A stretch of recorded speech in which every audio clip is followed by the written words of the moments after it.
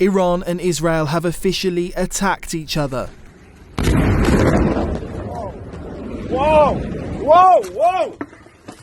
Breaking the ceasefire agreed last night and drawing fury from Donald Trump, who aimed his anger mostly at Israel. I mean, it seems to be a radar installation that was attacked because we're told that Prime Minister Benjamin Netanyahu, in that phone call with Donald Trump, and I'm sure some more choice words may have been used in that, told Donald Trump that he couldn't call off the attack completely. There had to be a response to the missiles, apparently. They're talking plural now in terms of missiles that came over from Iran. Basically a timescale of events and an explanation, perhaps, of why Donald Trump was so exasperated is that he brokered a ceasefire that was due to come into effect at 7 a.m.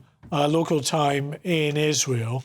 But at 3 a.m., Israel launched a very significant, devastating attack on Iran, particularly targeting Tehran and targeting regime infrastructure, and apparently, we're told, killing hundreds of members of the Basij, the militia that the Iranians use to such devastating effect, often against their own population. This it's seen, of course, as being perhaps a move by Israel to try to destabilise the regime with a view maybe to regime change. But anyway, that devastating attack that took place at 3 a.m. or was launched at 3 a.m. local time in Israel was then followed by a strike from Iran. And that strike from Iran that took place shortly before the ceasefire was due to come into place involved some 14 ballistic missiles that were launched from Iran. And one of those actually struck an apartment block in the city of Beersheba in the south of Israel. The Israeli president said Iran's strike on an apartment block using their heaviest missile was designed specifically to kill women, children and the elderly. What we've seen here is outrageous and extremely painful. That missile, which is one of the heaviest missiles of the Iranians, it's called Qadr. It's way above 400 kilos. Landed here specifically to kill women, children, old age, and people's ordinary lives. Demolished kindergarten and school, demolished apartments, and unfortunately had a heavy toll of 4 innocent civilians. I want to express my heartfelt condolences to the families. This is a terrible loss. But it also shows exactly who we are facing. We are facing an evil enemy which has decided simply to destroy and hurt and kill.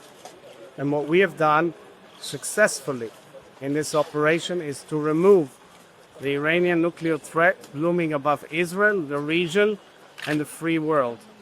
In this respect, I commend the Israeli leadership, Prime Minister Netanyahu, the cabinet, and of course the Israeli military.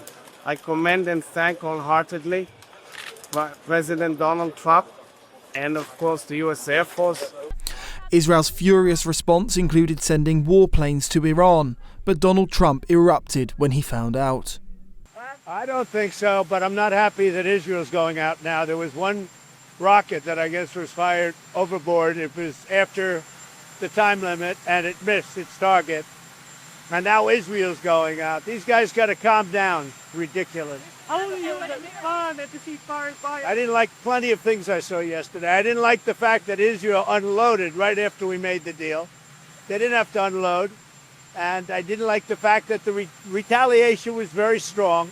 But in all fairness, Israel unloaded a lot. And now I hear Israel just went out because they felt it was violated by one rocket that didn't land anywhere. That's not what we want, I'll tell you. And I'm telling you, I'm not happy about that, Israel, either. All I do is play both sides. I'm going now, as you know, to NATO. Some of you are going with me, and I think it's going to be successful. We'll see. I'll let you know. Yeah, I do. They violated it, but Israel violated it, too. Are you questioning if Israel is committed Israel, as soon as we made the deal, they came out and they dropped a load of bombs, the likes of which I've never seen before. The biggest load that we've seen. I'm not happy with Israel. You know, when I say, okay, now you have 12 hours, you don't go out in the first hour and just drop everything you have on them. So I'm not happy with them. I'm not happy with Iran either. But I'm really unhappy if Israel's going out this morning because of one rocket that didn't land, that was shot, perhaps by mistake, that didn't land. I'm not happy about that. You know what? We basically have two countries that have been fighting so long and so hard that they don't know what the fuck they're doing. Do you understand that? He left to talk to Israeli PM Benjamin Netanyahu and posted online the Israeli attack would not go ahead, but Israeli missiles did in fact hit Iran. Looking at images there, this is the strike we were talking about. This is, I think, the still image to begin with. That looks as though it's in kind of open ground. So it's just that image just now. When we got the video, we'll bring that to you as well. It looks like it's an open ground. The video that I've seen actually looks like it's behind a building, and we'll have that for you any second as well.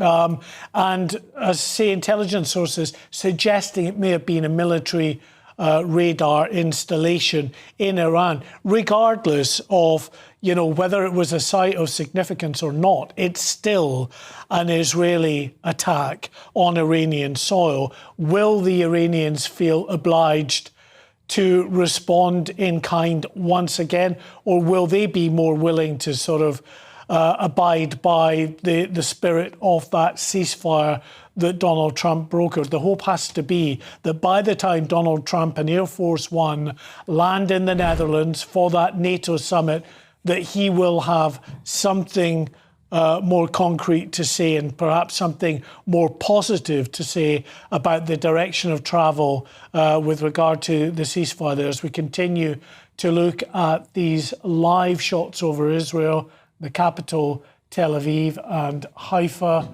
in the north, that port city, always on the lookout for any potential signs of an Iranian retaliation, but nothing that's being reported from the Israelis at this point in terms of them detecting any launches from Iranian soil towards the Israeli airspace.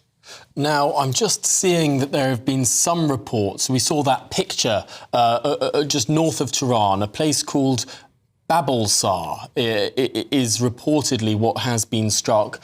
An unverified report suggests there have been multiple explosions there rather than just the one. But I suppose this is a big question. Is this a more limited strike from the Israelis, or was this what they were originally planning to do? I mean, judging by what we have heard reportedly came out of that phone call between Donald Trump and Benjamin Netanyahu, this could be a much more minor strike than what Israel was originally preparing.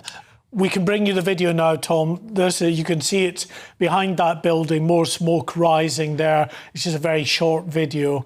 But yes, I think you're right in terms of this being a scaled-back response from Israel. I think to an extent, as much as he was willing to, Benjamin Netanyahu has listened to Donald Trump, and that might give Donald Trump, even though he said very clearly on Truth Social that no bombs will be dropped. Clearly, they have been missiles or bombs or whatever was used to target this particular area. And as I say, reports that it was a military radar.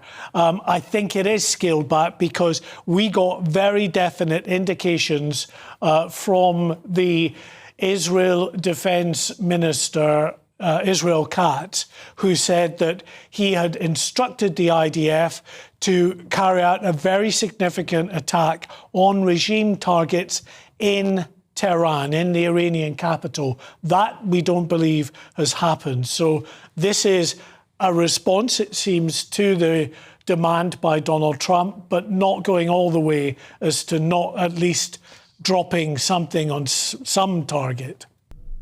Attempting to divert attention from the fiasco, Donald Trump said he was headed to the NATO summit, which he hoped would be calmer than his fallout with Iran and Israel.